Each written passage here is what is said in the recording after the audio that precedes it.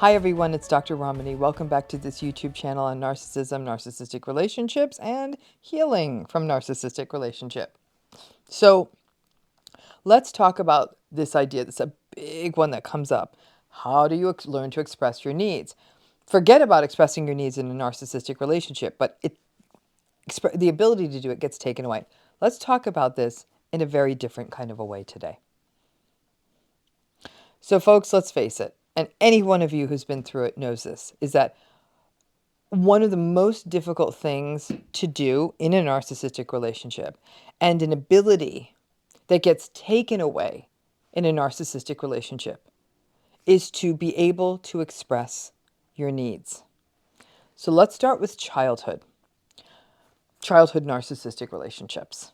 What happened in childhood if you expressed your needs to a narcissistic parent?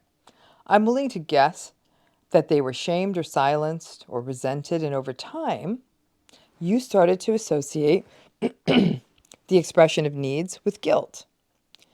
So then, let's jump into adulthood and your close relationships in adulthood, especially things like partners, boyfriends, girlfriends, fiancés, spouses. Well, in a narcissistic relationship, you may have been called selfish or needy or demanding or just simply treated with contempt if you raised your needs. So you slowly silence them. You may have felt guilty if you did express them, or you bought the party line that you are selfish. Something similar may also happen with friends and extended family who may even view you as entitled for asserting a fundamental need of any kind. And even if you ask for a need while simultaneously being deeply empathic, or only at a time when it's appropriate, it's like these are not big things, you're still told you're selfish or entitled. This can happen in workplaces too, obviously. If you try to assert something that might be needed in a workplace, you may be treated as though you're difficult, or be told that you're not a team player, or that you're not even that competent, or that you aren't willing to be part of the mission and vision of the company. Meanwhile, the narcissistic abuse is doing exactly what they want and getting all of their needs met. And some people will say, no, actually, Dr. Ramani, it's not true. I am able to express my needs in all relationships, even in my narcissistic relationships. I've worked on it. I'm getting there. But I want you to step back and I want you to ask yourself, am I expressing a need or am I asking for permission? So let's take a look at some examples. Expressing a need would look like, to somebody talking maybe to their partner or spouse would say, hey, I have a big deadline on Monday and I need some time to get it done. Can please take the kids to the soccer game on Saturday so I can get through this?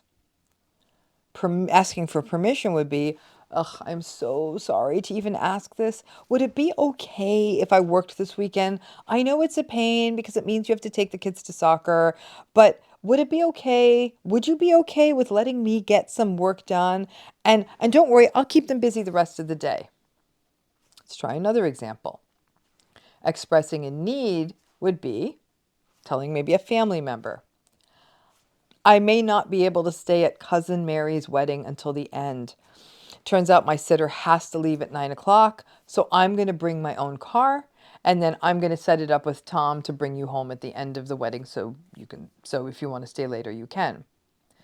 Asking for permission would be, is it okay if I leave early? I feel so bad, but my sitter had an emergency. They couldn't stay as late as I needed. Are you okay with it? Are you okay with getting a ride with Tom? Let me know if that's okay. Let's try another.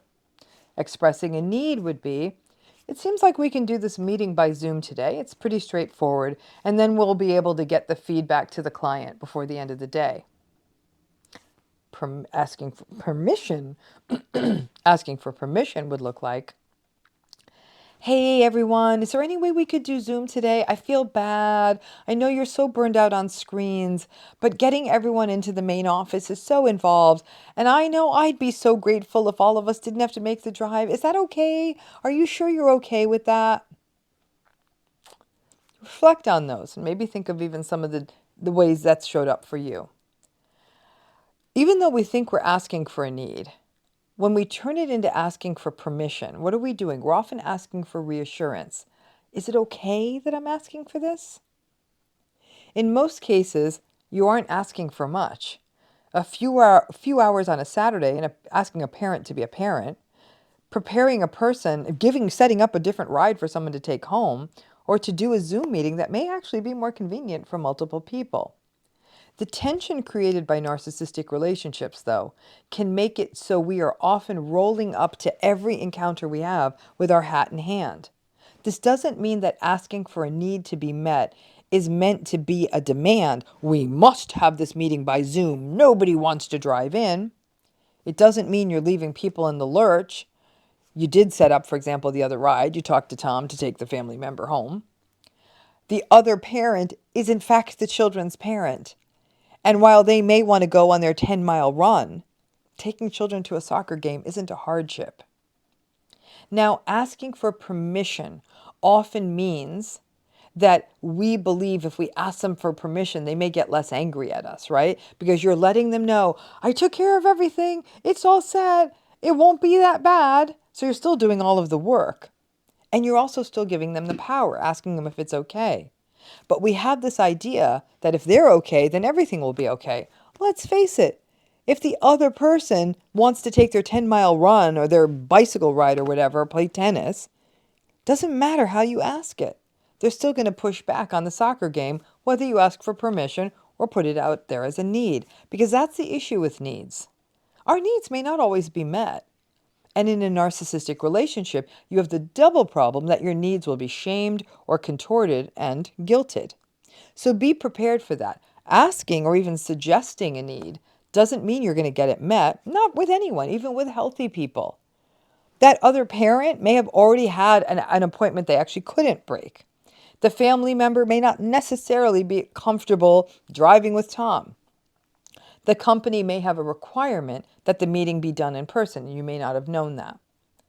But the best way to practice this skill is to practice need expression in healthy relationships first.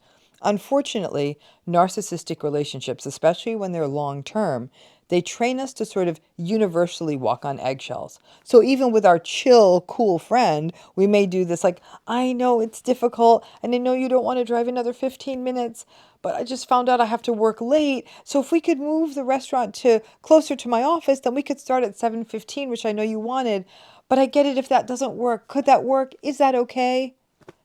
Instead of saying, hey, guess what? My boss just called a late meeting. We could still meet for dinner at 7:15, which I know is better, but we're going to need to move the location to the one closer to my office. A healthy friend, if they can do that, may say, sure, no problem. Or they may find a compassionate way to say, oh no, I don't have my car today, but let's just reschedule to next Wednesday instead of telling you you're so selfish for having to work late and so selfish for wanting to move the restaurant. Pay attention to this permission dance. It can leave you still doing all the appeasing and managing of the narcissistic relationship and also maintaining that power imbalance, even when you actually believe you think you're making your needs known. Either way, needs or permission, whatever you're asking for, none of that's going to work in a narcissistic relationship. But this skill becomes really important in healthy relationships. Start with your safe people, your healthy people, and see where it gets you. More often than not, people are going to meet you where you're at. And they're going to say, yeah, we could do it closer. No worries. Because they see the importance of a relationship with you. They value you. They value a human relationship. You meet people where they're at. But remember that asking for permission is a manifestation of that big power gap. Is it okay? Is it okay if I do this? Is it okay if I do that? Right? That's the power difference. This isn't about okay. This is what a need is. Again, may not get met, and that's okay. But by getting yourself in this chronic position of like, is it okay? And that tension, it keeps you in that constantly tense position that these narcissistic relationships put us in. And this exercise and this awareness can be at least a small step to breaking yourself out. Thanks again.